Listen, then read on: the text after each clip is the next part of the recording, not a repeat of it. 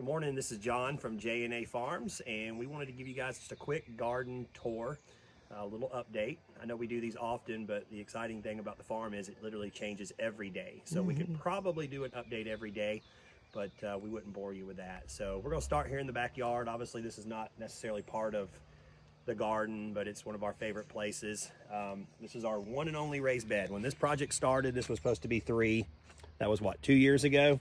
And we have 1. So we've turned it into just an herb bed. We have some dill, rosemary, and the lavender. We actually started over on this bed this year because it had just gotten a little bit overgrown. So we thinned it and just started over. We'll do more stuff in this eventually. And possibly we'll finish the other 3 beds going up the hill. So really this is just our backyard. It's just where, you know, this is kind of our little space. So it's mostly landscaping with the exception of the herbs. And then we have our blueberry plants. And we were really excited that these were gonna do amazing this year because last year they started to. And unfortunately, we had some sheep that came in from our neighbor's farm. Thanks, and, neighbors. They demolished them, so we're very thankful for what they do look like. But as you can see, we're going to do some staking on this one today and possibly some pruning. We do have some fruit, but not what we were expecting, just because after they had started to put out spring foliage, the goats basically ate them down to the woods. So the rest of this is just our landscaping, and if you've ever been over here to the farm for a visit, you'll know that this is one of our favorite places. Places. We do a lot of entertaining out here. You know, Yes. A lot of times fire pit areas like this don't get used, but ours does. Yes. Even if we don't have a fire going on, you can see all the mix-max chairs. We've had up to probably 20, 25 people out here at a time, just sitting our around. favorite. We do a youth night here once a week on Sunday nights. We entertain here, so we have family or friends over. We do a men's group here once a month. So yeah, this is one of our favorite areas. You know, you've got the woods, the hardwoods over there. You got the pasture. Look at the estates view. tucked down. So just one of our favorite areas that we love to have a cup of coffee. Come see me this summer. Have some come see me coffee. into the Farm summer stand it.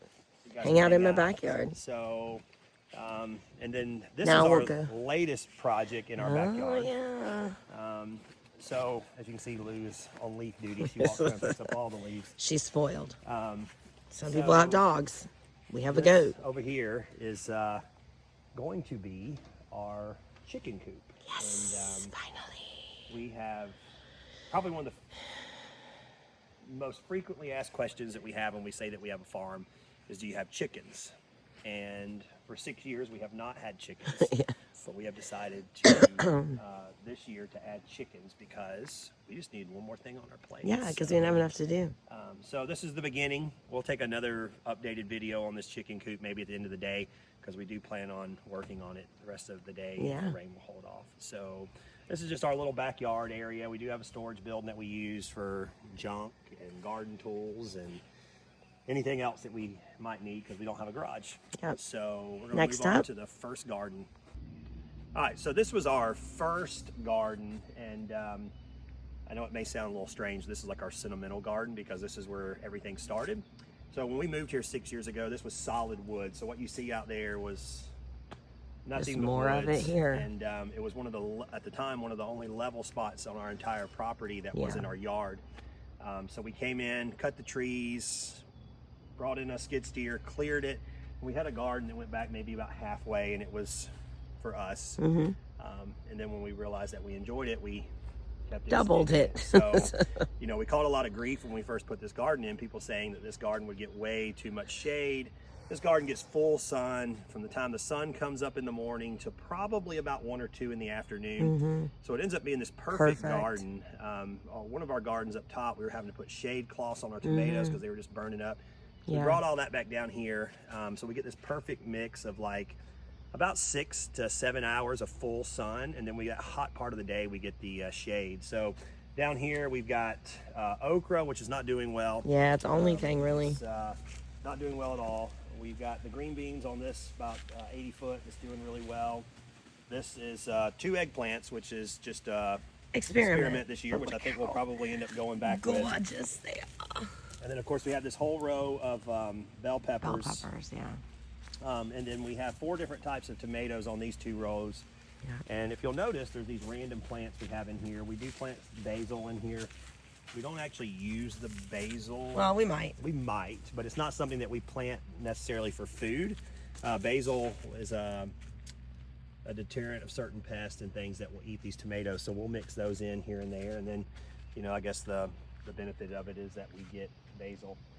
At the end, we have about somewhere between 250, 300 carrots. We grow those in big 30-gallon pots just because it's easier for us not to have to dig down in the dirt. We can do them in the pots. Our second year, we've always done really well. And then, of course, the 2 raised beds on the bottom are wildflowers. At one point, we were going to bring in bees. We decided that was too much work, but we did need the pollinators, so we just keep planting flowers everywhere. Yeah, and everybody loves cut flowers. Yeah, so, and then we always grow like 1 weird pepper or 1 hot pepper, and we put it in this little box right here. And we did poblanos. We did poblanos because we couldn't find what we really wanted. So I know that's not necessarily super strange, but We already have you know, one little guy. hot, so they've always done well in this box. And then, of course, this was our onion experiment, which actually did okay, even though we did them really too late in the season. It was really just another experiment. We'll plant again in November. We'll probably end up doing a whole row in November. So we're going to take you guys up top. All right, so we are at our top garden now, and we have to always make sure this gate is locked because this garden shares part of the pasture with the goats and the cows. So obviously, this would be a huge buffet for them and would be devastating to us. No goats allowed. So we'll start up here. This entire row is all of our zucchini. And the way we have planted this is in succession. So, you know, when you plant everything at once, unless you have a market for it or somewhere to store it, everything gets harvested at the same time. Right. Obviously, zucchini will keep producing, but as you can already see, there's a lot of insects that just love to wreak havoc on zucchini. So what we decided to do this year was, instead of just doing them all at one time, we did them in succession. So you can kind of see as you go down the line, they get smaller and smaller. It's because they were started at different times, all the way down to the very last bit, which were just started last week. And we're happy to say, with the exception of 2, it looks like, just in a few days, they have germinated and popped out of the ground. And of course, this row going through here is all squash. Well, I say that.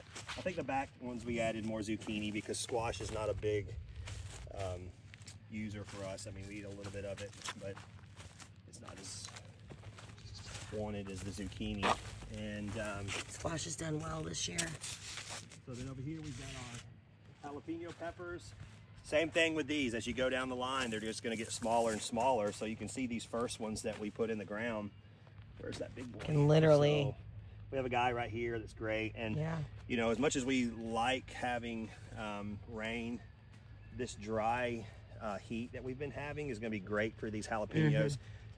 That will really push out the flavor and the heat. All peppers love heat and dry. So, and then this row, all the way down, banana peppers. Not really sure what's going on with them. They're not doing as well as the jalapenos. We just fertilized. We're hoping that'll give them a kick in the butt. And of course, this is our row of pickling cucumbers. That we, way we do ours, we grow them vertical. So we use these cattle panels, T-posts, grow everything up off the ground. Just promotes good airflow, keeps them off the ground for pests and disease that they'd be more likely to get being on the ground. And then it just makes it easier for us to pick when they're up versus having to lean over. Because they vine. So we did 2 rows here. This is a new variety that we used this year. Last year, we had so much humidity early in the season that we lost a lot of our cucumbers. So this is a mildew resistant. So yes, we're excited. We're going to give it a try. They've started to flower. The color's a little off. You have to be careful with the cucumbers. You can over fertilize and you'll have great foliage but no fruit. So we're hoping that they will turn. We're starting to get flowers. They've just started to bloom. So this will be a next row of them. We're just going to do some more because we do a lot of pickles. So we do a lot of cucumbers. So this will get planted probably today. If the Yeah. rain's hold off. And then of course. No, we already planted. Oh, we planted all of these holes that are already here. Oh, that's right. We're gonna do some more holes. So, and then this is something that's kind of neat. We've always liked the cut flowers for a couple of different reasons. They bring in pollinators. Yeah. When these flowers are all in bloom, they'll just be covered with bees, and that's always a good sign for a garden. So, but this is these new variety of sunflowers. So they get about half the size. They look the same. They just look like miniature versions, and they're called kindergarten sunflowers. We put about 100 in these pots, 100 seeds in these pots this morning, and then we got 2 pots of snapdragons down there. Which And I'm a then, little late on, but I think it'll be okay. yeah, we had the seeds, we had the pots, we had the dirt, so why not? And then what we do is we round from about halfway all the way up to here. We do watermelons. And the reason we do them here is because we had to level this garden, and it's up on this hill. So rather than taking up any valuable real estate, we plant them on the edge with the hopes that they would, grow down the hill. And then this is kind of a neat little surprise. We had some black-eyed Susans last year. I think we had 6 pots, 6 or 7 pots. They were in these holes. They were literally in those holes right there, like 11 plants. And then after the season, we let our cows come into this area and graze just off all the old collard greens that we had planted. And they pulled the sunflower, or the black-eyed Susans clean out of the ground before we could catch them. Of course, they ate them. They did what cows do in here. And we were a little bit devastated. And then this year, we have ended up with all these spreading. They start up here. They go all the way around. They've literally taken over like We've got some down here, some on the other side. So hilarious. we're hoping that maybe these black-eyed Susans will literally take over. All from seeds. All from seeds. That and then this somebody. is our first succession of corn that we did, which is doing really great. This has only been in the ground for about 4 or 5 weeks, and it's up about 20, 22 inches. It's kind of leaning over this morning because we had a storm come through last night. But if that sun hits it, it'll stand straight back up. We estimate this is about, what, close 1,800 to 2,000? Yeah, about 1,800 right corn. And we're going to do another 1,000 down below that. I'm about to start those today. The idea is that, we have all this corn, but it will, we got to get rid of it. There's not much of a shelf life on fresh corn, and it's all ready at one time. So we decided to break it up. So that's the upper garden tour. We've done videos on our irrigation systems, and everything up here is irrigated. It's on timers. It comes from our well, which is about 1,000, probably about 500 feet that way. I'd say maybe not that, maybe 500-600 feet. That we're pumping water from our well up here, so we don't have to worry about any type of watering. Through this drought, we've kept everything well watered. So we'll do another update in about 14 days, and I can promise you it's going to be so much different in 14 days just based on what it's done in just the last couple of weeks. Exciting things about gardening. Everybody enjoy your day. We're going to get busy building a chicken coop before this rain comes in. See you later.